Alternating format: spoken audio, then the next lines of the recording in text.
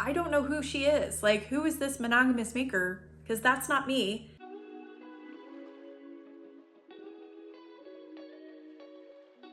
Hi friends, my name is Amanda and welcome to my channel, AceKreates, and I am your Tunisian crochet bestie. And we're gonna be talking about a lot of Tunisian crochet today, but also some knitting and everything that I've been working on since we last met 2 weeks ago. And so I'm still trying to figure out a good day to publish my videos.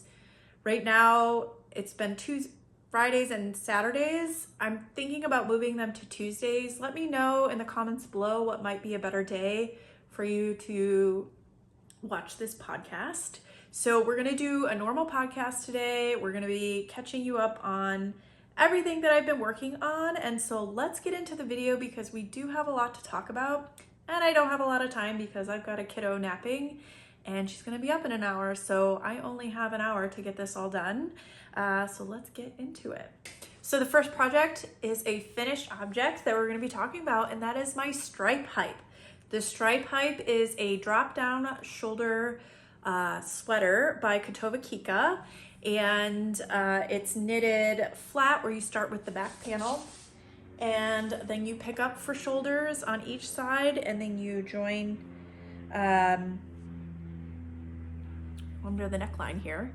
And then you keep knitting a little bit, probably about till here or so, and then you join in the round once you have enough for separation for your sleeves and a big hole for your sleeves.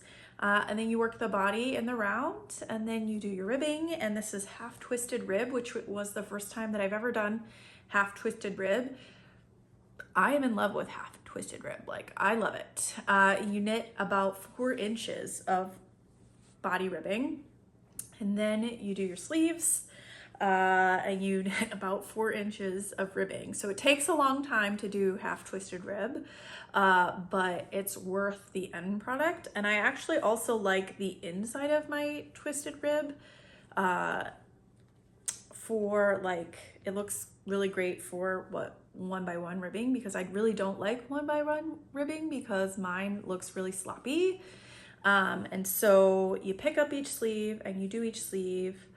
There's some cute details here, both in the neckline and the 2 sleeves. You finish off with an alternating color. So the pattern recommends the color here for your arms, and here, I believe it's this. I don't know if that's exactly what the pattern recommended, but that's just what I did. I almost did one here for the body, but then at that point I was so done and wanted to just be done.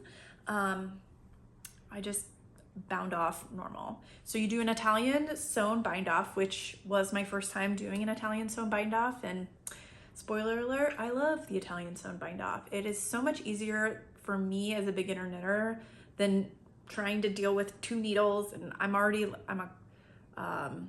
in English style, so I throw, so it's just messy for me. And so yeah, it was just easier for me to do. I found a really great tutorial that I will link in the video below that just walked you through step by step, and I even think I could do it right now without having to reference the video, except for the 2 setup things that you have to do.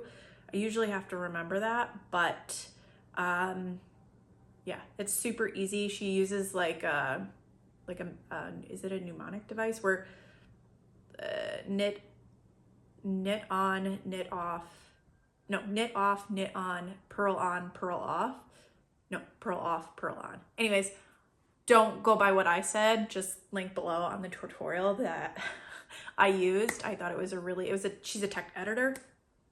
So the yarn that I used for this project, the main color is a botanical fiber 4-ply. So I held double, and it's in their Wool and Folk exclusive colorway. I'd gotten this yarn. I'd seen her at Flock in 2023, and I had heard about the fiasco that was Wool and Folk. And since they flew so far for Wool and Folk, and because it was a disaster, I thought I would support them, and I really liked their colorways. A lot of bright, punchy pinks, pastels, just super fun. But I was looking for like a speckled colorway. Like And so I got 4 skeins of it, and I used most of the 4 skeins for this top. This is how much I have left. I don't know how much, actually, let's get out the scale. So I have about 68 grams left of 100 gram skein. So I ended up using about 332 yards as my main color throughout the piece. And I made size large. So all the details will be below, but I made size large. So I used 332 yards for my project. Fingering held double. So for the contrasting colors, I have a bunch. This isn't all woolberry, but I had bought a bunch of woolberry fiber in 2022 when I first kind of got into hand-dyed skeins. She was like the first dyer that I had found and I wanted to try. And so, but I wasn't buying for like garments or for projects. I was buying yarn for yarn's sake, which, whether you agree with that or not, that's just what I was doing in 2022. And so I have a bunch of like random single skeins that I don't have projects for. And thankfully she's returning. She's doing like a woolberry rewind. So I'm able to get some yarn, some of those colorways, and get more quantities of them. But for this project, I just kind of dove into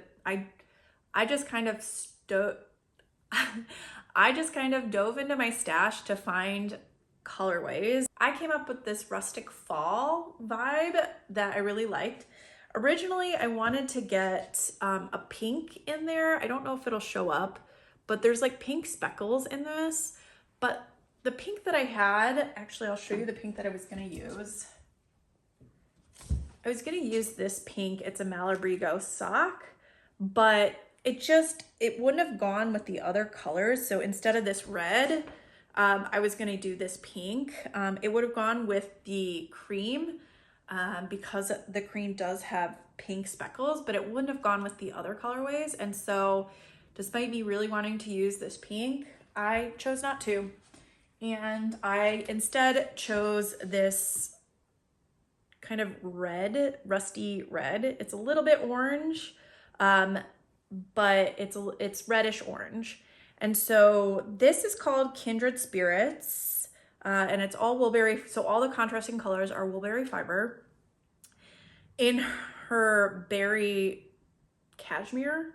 And then, so that's the bottom here. I have 39 grams left in this ball. So that's Kindred Spirits. And then we'll go up here.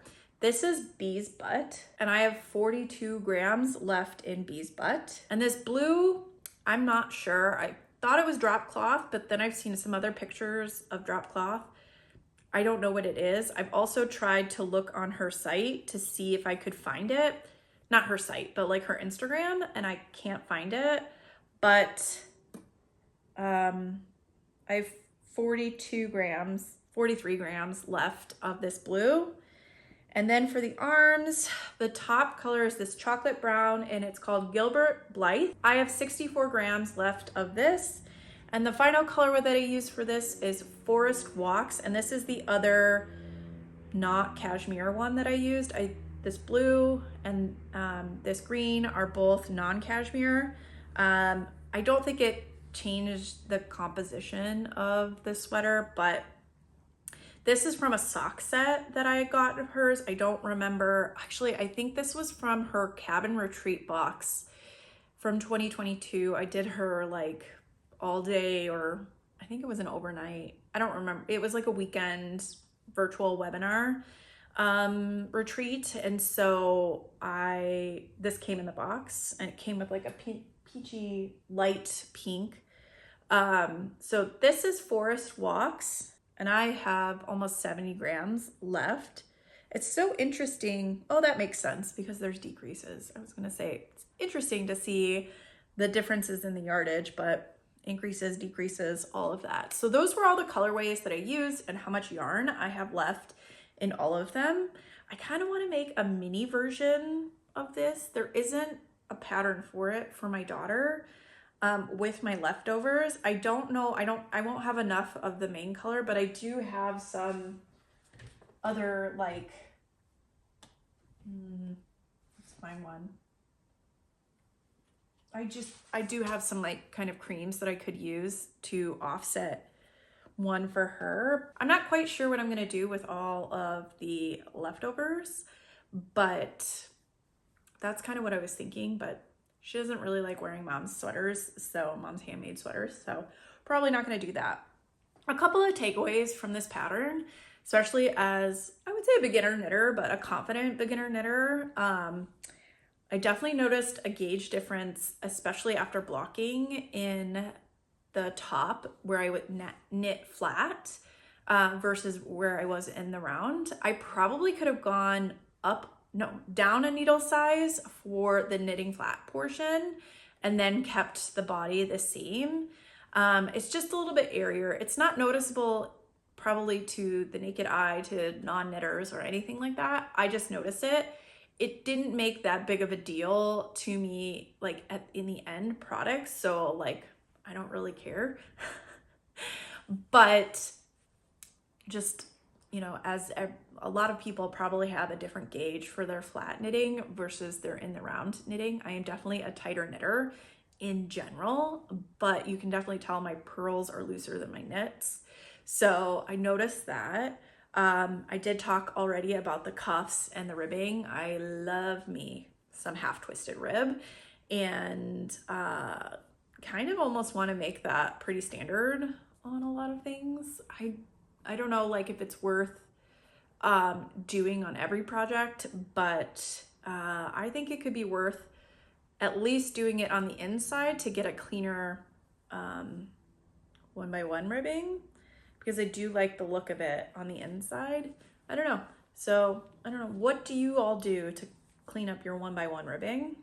I would like to know. The other thing is I picked up one of the sleeves. I had already done one of the sleeves, but I picked up one of the sleeves using my Tunisian crochet hook.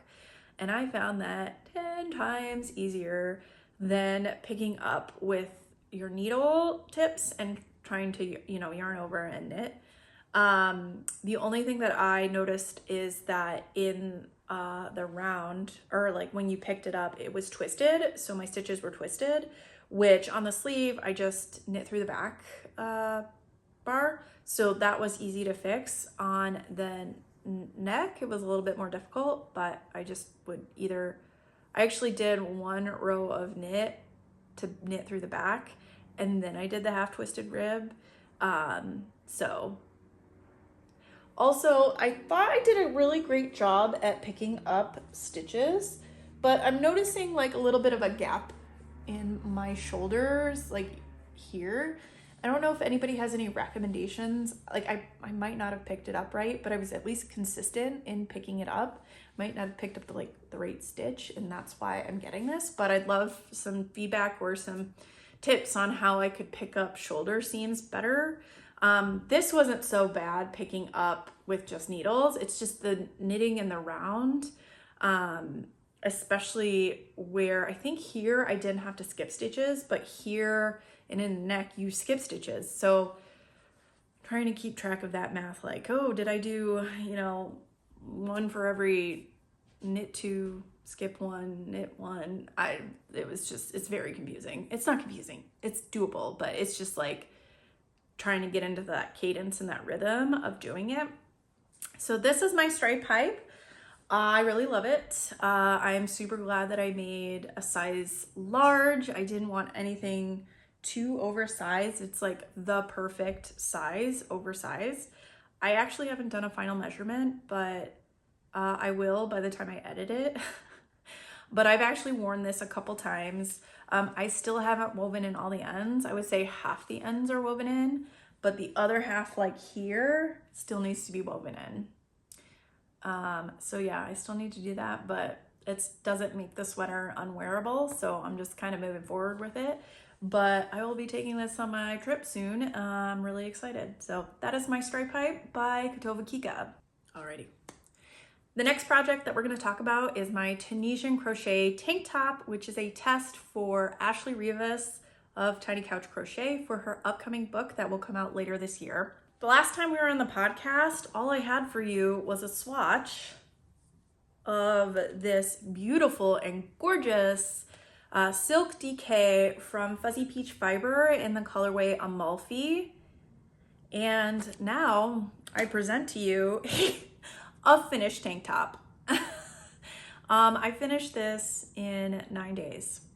I cast this on the 1st and I cast it off on the 10th, and I spent a couple days blocking it because it did take longer because it's been quite a bit cool here in Los Angeles, cool and rainy. And so this is my finished tank top. It was such a quick make that I want to make another one. The pattern is super easy to memorize because basically you just get to a certain point and then you start shaping for your straps. And it took less than 3 skeins of yarn. So, and I added length to this. The pattern calls for a certain number of rows before you start shaping. Well, I added 8 rows to the front and back panel to get more length in kind of like the apron side, the panel, so that it wasn't quite as much of like a cropped top. I didn't want as much of a crop top, but I ended up taking away length in the straps, which ended up being a whole saga because I tried it on, determined that I was going to take out a bunch of rows. I took out 8 rows of each strap. I then seamed them together, and then I seamed the wrong ones together. I seamed the front shoulders instead of the front and back together. I seamed the 2 fronts together and then the 2 backs together. So that was fun. I had to cut some work. And so I ended up with 9 total rows taken out of the straps, which then just provides just enough up here so that I'm not showing up as much cleavage. But I'm really happy with this top. So it still took less than 3 skeins. This is all that remains of my 3rd skein. It's about 14 grams. So you can, even with adding length to the body, you can still get this project done in, for my size, size large, which is what I was testing for, which I think corresponds to a finished 39 or 40 inch bust. I haven't done the final measurements, but I was spot on gauge. So it was either 39 or 40 was gauge for size large. So you can still get it done in 3 skeins. You might even, I don't know. I don't know the math behind it, but she was definitely generous in her estimates of the yarn. At first, when we were calculating it, we were worried that I was going to not have enough, which is why I switched to this yarn, because I had 4 skeins of it, but I didn't even break into it. And I'm so glad I didn't wind this up. This is why I don't wind up all of my yarn, because I wouldn't have wanted this wound up. But now I have a single skein of this and I'm like, what am I gonna make with this? So tell me if you have any single skein DK projects for a silk DK, like a 50-50 blend, because I would love to hear that, because I don't know what I'm gonna do with this now, but now I have this in my stash. It will go in my stash. I actually wanna make another one with the yarn that I originally wanted to use. So I really wanted to use the Cashmere DK from Muscarella. So now that I know that I can get my size in this yarn, and it was the same swatch, so I swatched them both and I got the same gauge for both because they're both a 231 yard skein. So I want to make this, but I'm gonna wait because I have a couple extra projects going on right now, and so I might still be able to get it in her big test window, but I did finish this test in her test window. I will say that Ashley is a master at, now this is my 3rd project of hers and my 2nd test of hers that I've done. And she is just a master at the finishing techniques of like the edging around your arm, the edging around like your neckline, and just creating these beautiful like lines in her projects. I just think she's amazing in how thoughtful those pieces are in her design. So, you know, just like this decrease here, and then even just what she's getting here in and around the strap. in my cabled sweater, she did this thing too, also with like around the neckline, and just creates this nice clean line. I can't wait to get her book, and I do want to do a review on her book and see what other patterns, because I know there were other patterns that I want to do. I just either didn't have the yarn in stash, didn't have the capacity at that moment. But since her book's not due out till like late this year, 2026 will be like a great year to kind of review the book and check out some of the patterns that I might have missed in testing. So I'm super excited for her book. So this is the Tunisian Crochet Tank. Doesn't have a name yet, but look at this. I love this, and I'm definitely gonna make another one. I actually had an acquaintance reach out to see if I was making these, but it's not economical for me to make this for anyone but myself. Without it being a very expensive top for said individuals. So that is my second finished object of the video. I will note, I have been a pretty monogamous maker lately. So I finished my stripe pipe on February 3rd. I cast this on February 1st, giving myself like a day to cast on a project because I knew that February was all about cast-ons for me. I finished this on February 3rd, so I basically worked on this by itself through February 10th, not working on anything else, and I don't know who she is. Like, who is this monogamous maker? Because that's not me, but I'm kind of here for it. Like, because I've just been able to like check things off. And so I think for the foreseeable future, I might be a monogamous maker. Let's go over the whip that I've been working on since casting off this Tunisian tank. This is my drawn together cowl. It's a pattern by Shana Cohen. It's a knitted pattern by Shana Cohen for a cowl, a drawstring cowl. And I'm almost done, actually. So I cast off my tank top on the 10th, and then on the 11th, I actually frogged what I had. The only part that I had was right up to the join here.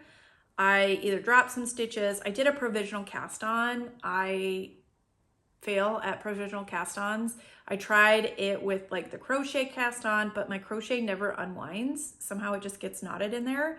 So I just decided to cast on with a backward loops cast on, and then I would join it together, just normal here. And then it was smooth sailing once I got past the join, and it's pretty it's a lot of purling, but I'm almost done. I only have about 15 grams left, and I need about 8 grams for the I-cord bind off. It's gonna be shorter than what the pattern calls for, because the pattern originally called for another fingering weight yarn held double, which is what I'm using. I am using Woolberry home fingering in the colorway Pottery. I think it has 400 or 410 yards in a skein. So I'm holding it double from the inside and the outside. And but the original pattern called for a project that has either 400, not 430, I think closer to 460 for its skein. So like one skein of like 230 to 250 yards would make a much bigger cowl, but honestly, I'm pretty happy with it. So once I'm done with the cowl, I'm actually about 8 rows off from the I-cord bind off here. And then once I am done with that, I will need to do a I-cord. And this is just a superwash Muscarella yarn mini. I don't know what colorway or anything like that. It might have been in the Tony Lipsy collection. It kind of looks like one of those, but you can see these two together. I really liked that. So I need to do an I-cord. I don't have an I-cord maker, so I'm going to be doing this with 3 needles. Or 2 needles. I don't know how many needles. I'm going to be doing this with double pointed needles. So then it will be done and I will have another finished object. I'm actually hoping to finish the bind off today. And I don't know if I'm going to finish the I-cord today. I could, but I might be able to finish it tomorrow. I'm about to get on a plane to go to Michigan to spend some time with my parents. And so I'm hoping to get this done. It won't be blocked or anything, and it probably won't be in the next podcast because the next podcast I'm going to film in Michigan. So it won't be in the next podcast, but it'll be in one of the first podcasts for March, where I will have it blocked and I will show you the final project. So that is the Drawn Together Cowl from Shana Cohen. And that's my only whip for the video. Like, that's it. I am going to talk briefly about the next two projects that I will cast on. So I will be casting on an Indecision sampler sweater with Cascade 220 in their Christmas red for my mother when I'm in Michigan. And so that will be the primary project that I work on in Michigan because I will have basically 9 days to get it done. I'm pretty confident in my ability to do that because it's worsted weight yarn. The pattern calls for DK, but it's going to be like a heavy DK. And then it's going to be a big hook. When I did it for myself, this sweater, I used an 8mm hook for my yarn. And so I'm going to have to swatch, but it'll either be a 6.5 or an 8mm hook. It will take me a little longer in terms of length because mine was a cropped length. So I had about 20 inches in body length. My mom wants closer to 26, 27. So that will be a cast on. And then I will be casting on another test for Ashley from Tiny Couch Crochet. The name is still in progress, but right now she's calling it the Garden Tank, and it's a fingering weight tank top. And I'm going to be use this Emma's Yarn Hella Hank in the colorway Don't Call Me Peaches. I've had this in my stash. I had bought 4 skeins for a sweater, 4 or 5 skeins for a sweater, and I still have 1 skein plus about 120 yards of a previous skein. And so that's enough to get me yardage for this tank top. And so I've swatched. I'm still having trouble with gauge. I'm not meeting row gauge whatsoever. And also I'm still having trouble with the stitch gauge. I think what I've decided is to use a metal 4.5mm hook, even though it calls for a 4mm hook. I tried swatching on metal and wood, and I just wasn't getting the right gauge. I think the final gauge that I will have landed on with the 42 or with the 4.5 is a 22 stitch gauge. The pattern calls for 21, but the 22 stitches is roughly unblocked. So I'm pretty sure once I get to blocking, I should be fine, which it still means that my row gauge is going to be off because even when I was using the right hook, my row gauge was completely off. I didn't have enough. My row gauge was too big, and I don't know how. I tried both with wood and metal, and I'm not sure how I could make that better, but if you have tips, I would love to know. So that will be a cast on. And then I also have my Hearthside Raglan, which I won't be casting on until I get back from Michigan. So that will be like my March Monogamous project. And then I will start casting on other things. So I'm pretty excited about some of the projects that I have lined up for myself. The last section of the video is going to be acquisitions, which I am on a yarn ban. But one of the leeways that I've given myself is if a colorway that I have in my stash returns from a dyer that I like it, I have the opportunity to get more skeins so that I can make a garment. So I have this 1 skein of woolberry fiber in Flower Crown. And it actually would have been a great contrasting color, or the main color for this, but I didn't have enough because then I could have made a whole woolberry sweater. Every month she's bringing back a color. And so she brought back Flower Crown in January. And so I picked up 2 skeins so that I can make probably a t-shirt with this 3 skeins. So I'll have 1,200 yards now, probably for later this year. I'm not exactly sure what I'm going to make with it, but 3 skeins gives me a lot more options than 1 skein. So I'm super excited. I'll probably make a tee or a tank out of this, probably a tee. I actually really hope that Callie from Needles and Life does a fingering weight version of her Playdate tee, because I think this would look really cute in it. So I'm excited for that. So she did a reel, and so I said, hey, we'd love to see a fingering weight version. She said she's hoping to do one later this year. So that's my hope, because I think that would be really cute. I'd love a fingering weight version, because she already has a mini version, like a toddlers and child version. So I'd love to see the adult version of a fingering weight Playdate tee. So that is my one and only acquisition of the video. That is it, my friends. Thank you so much for watching my video. If you would give this video a thumbs up and subscribe to my channel, I would really appreciate it. I do bi-weekly podcasts where I'm catching you up on everything that I've been making. And I am in the middle of filming some Tunisian crochet content. I'm gonna have a beginner hook array, look at all these hooks, you should check them out. I'm gonna do some hook reviews, specific reviews on specific hooks that I've used. And I'm going to be doing a tutorial on the baby blanket. I'm going to be filming quite a bit in Michigan. So there's a lot planned for the channel, just besides podcasts. I'm really looking forward to sharing that content with you. So definitely subscribe so you can be alerted when I upload new videos. Thank you so much for watching, friends. I will see you in the next one. Bye now.